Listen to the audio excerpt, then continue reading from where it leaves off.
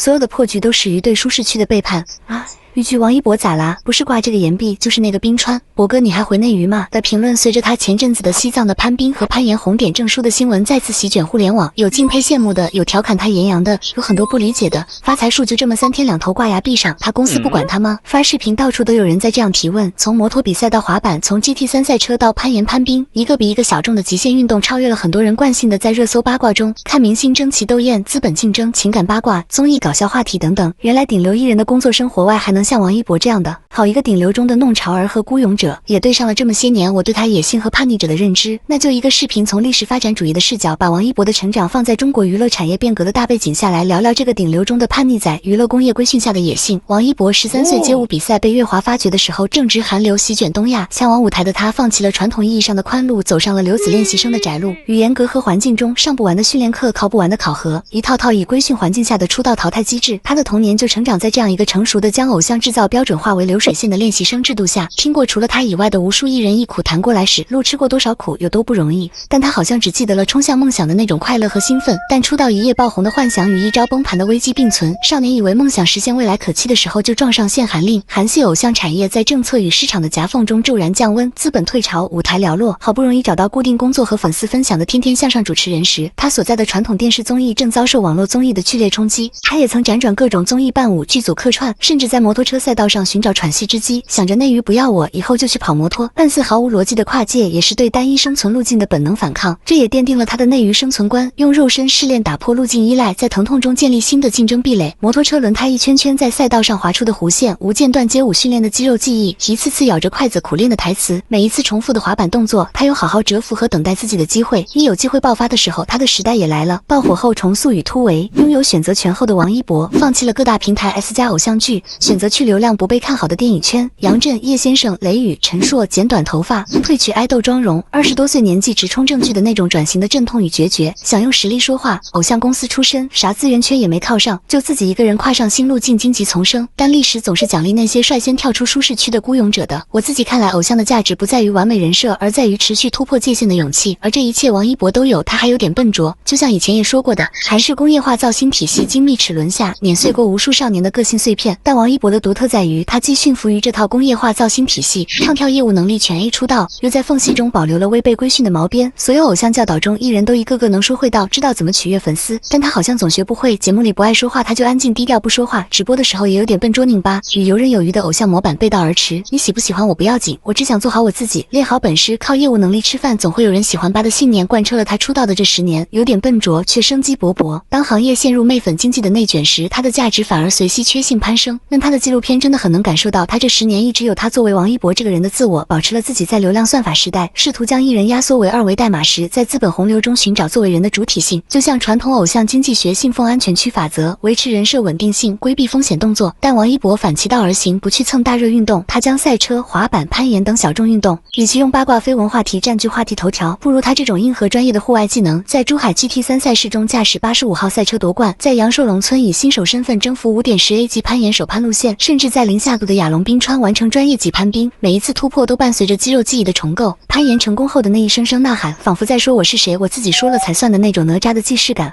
他的人生就像如此牛踏片，行动是最好的修辞。在现在影视寒冬、流量经济的退潮的当下，又一次站在了一次时代蛰伏口。那些率先撕掉救生衣标签的人，或许会找到更真实的泳姿。从内燃机轰鸣的赛道到亘古寂静的冰川，王一博都能自己凿开数据茧房。毕竟笨拙的孤勇者用自己热烈的直觉勇闯自己的人生，没有一步路是白走的。你觉得呢？